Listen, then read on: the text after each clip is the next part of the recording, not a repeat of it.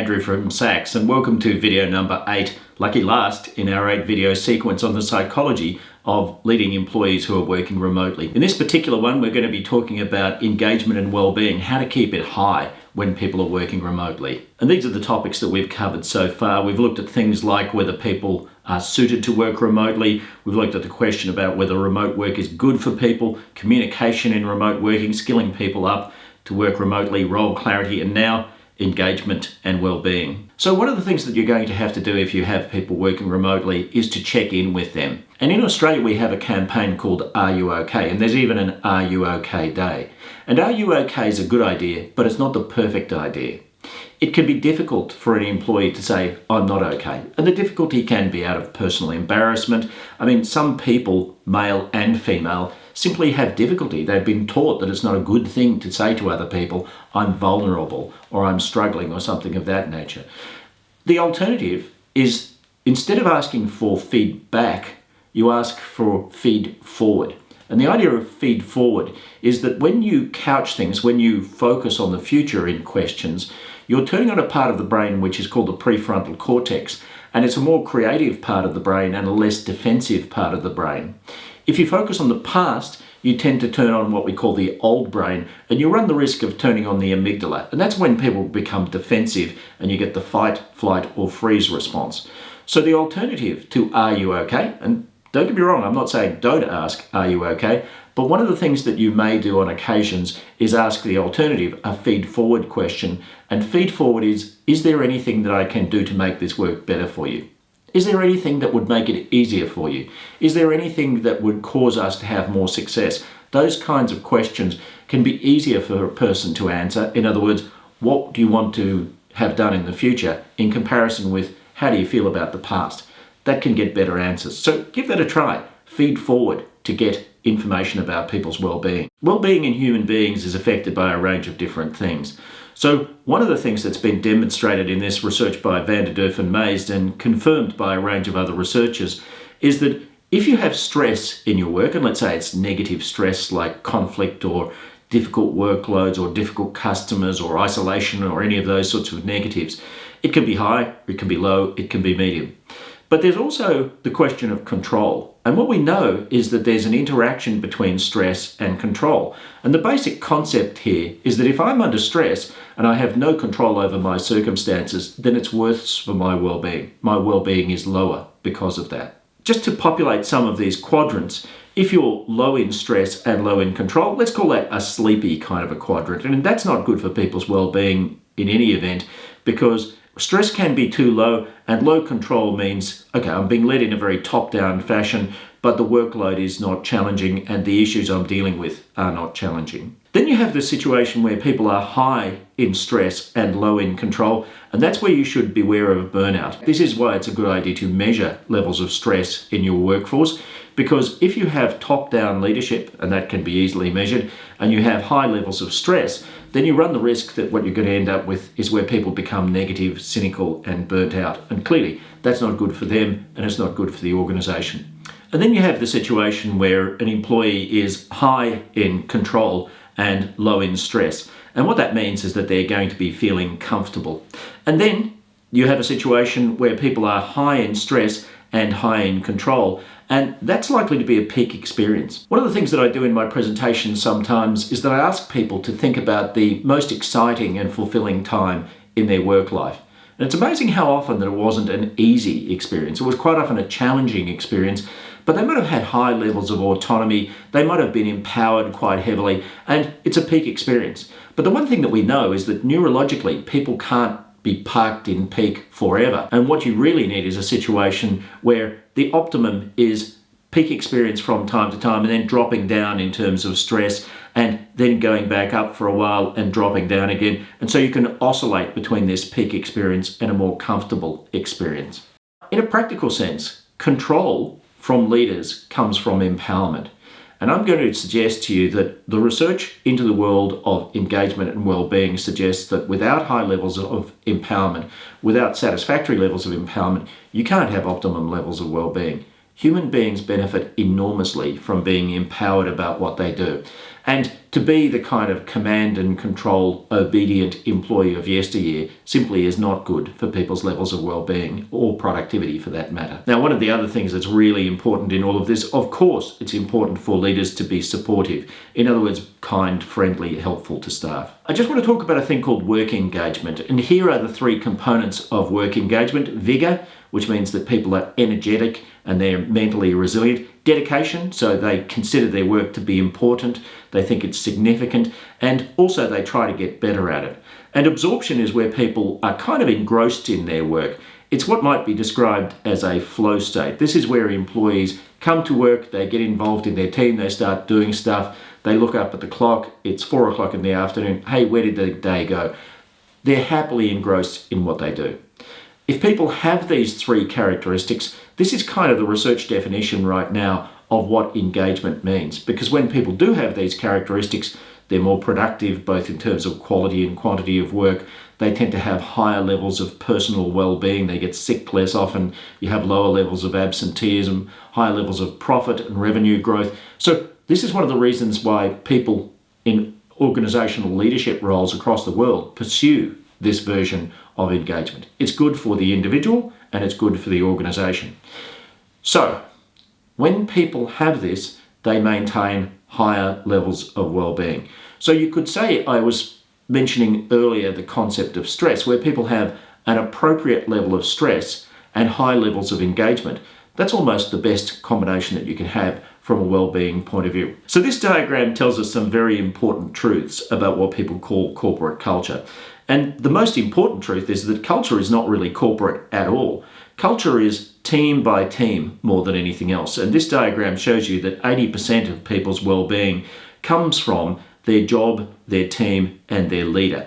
And that's a really important point. So if you measure levels of corporate culture, engagement, well-being, stress, team by team in organizations, and you measure it between organizations, the greatest difference is not between organizations. The greatest differences are between teams within the one organization. So this team can be heaven, this team can be hell for its employees. Now, why? Well, the levers that you have to create the right corporate culture are really twofold. Lever number one is who you recruit.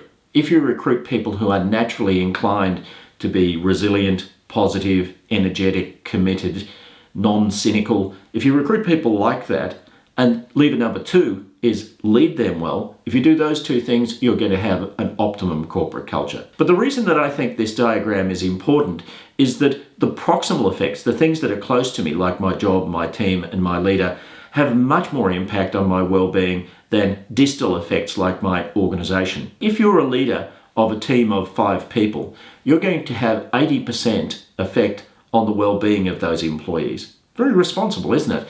But I think that the key thing is many leaders underestimate the impact that they have in employees, and they can have a massive positive or negative impact by virtue of the communication that they offer. So, how, in a remote leadership situation, do we keep this stuff high? An incredibly important aspect of leadership is focus. This quote here, the secret of life is what you focus on. That's a quote from me, actually. What I meant when I wrote that is that if you look at people who seem to be successful in life from a well-being point of view, very often it's because they focus on things that will be helpful to them. Now, personality, genetic influences will determine what you're likely to focus on to a certain degree, but you can learn to shift your focus. After all, that's what mindfulness activities are. They're where you focus on the here and now in order to turn off the narrative that runs through your head that might be telling you negative things. That's one aspect of mindfulness anyway.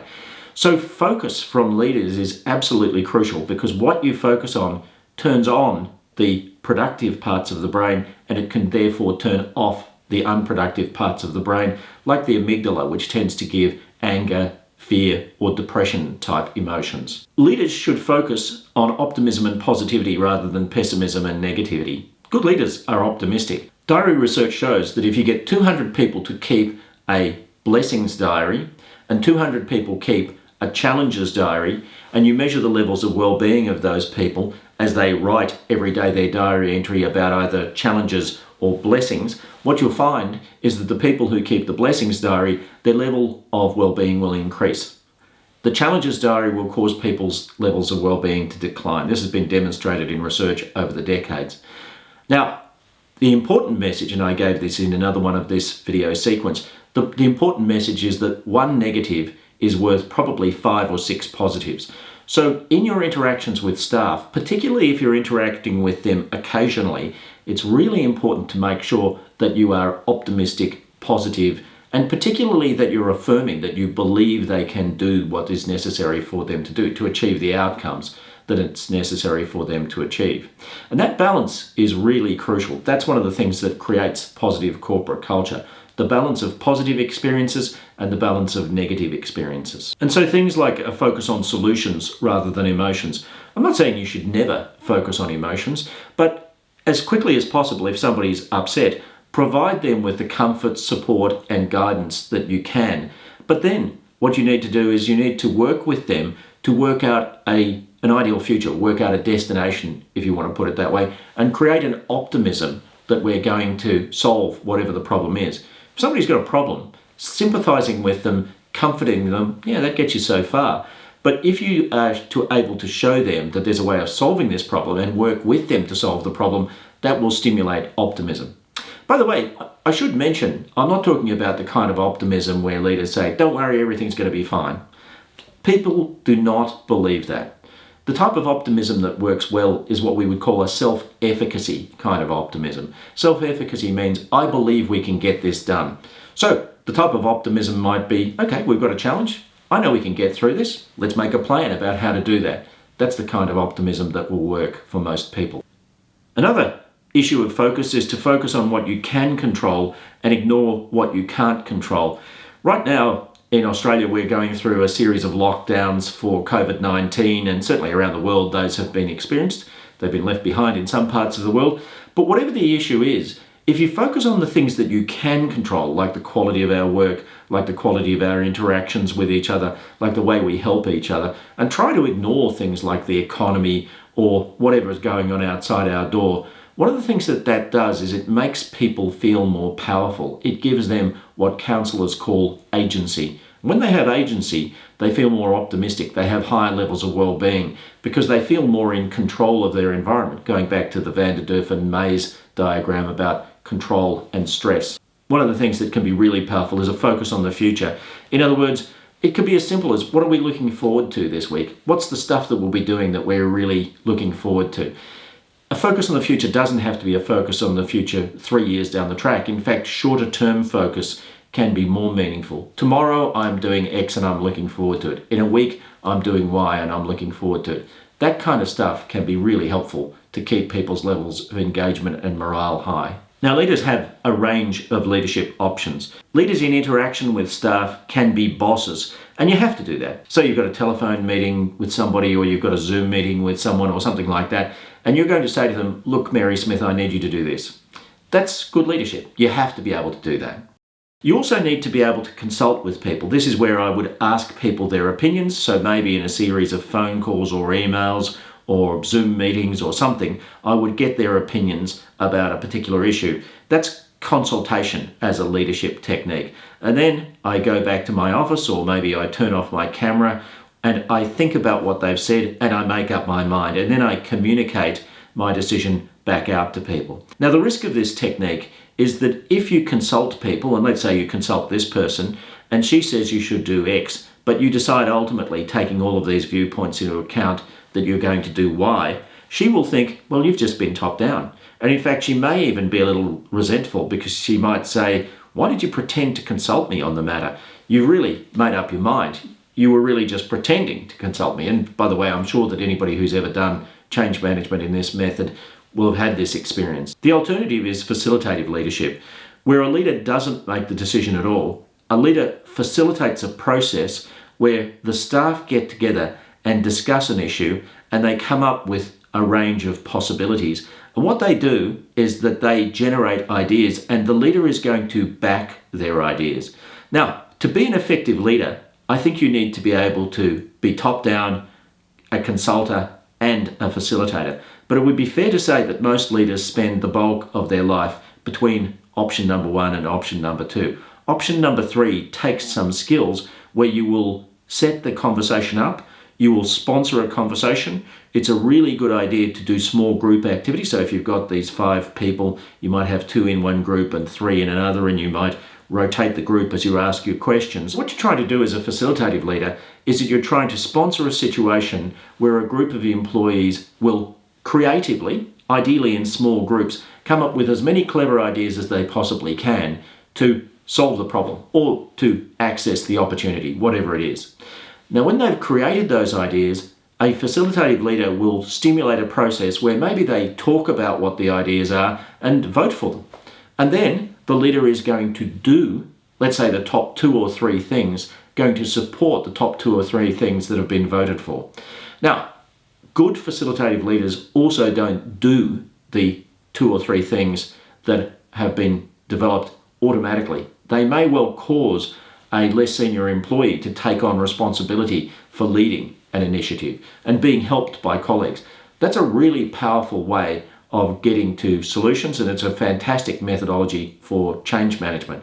But this works beautifully for remote leadership. You'll notice from this diagram, this doesn't have to be a physical room. This could be a Zoom room or Teams breakout rooms or something like that, where you've got everybody together, but you send them off to have small group conversations. By the way, the small group bit is important, because if you have people who are not comfortable to talk in front of a larger group, and you have your interactions only in a group of, let's say, 20 people, there'll be people that you'll never hear from. But if you send them off into small groups, they'll at least get to voice their ideas in the small group. And quite often what will happen then is when those small groups report back, the more confident people will report the ideas of the less confident people. And that causes everybody to feel engaged and involved. The point that I'm making here is remote leadership often devolves into Model 1 leadership, where you just end up running around telling people what to do in a series of phone calls or Zoom meetings or whatever.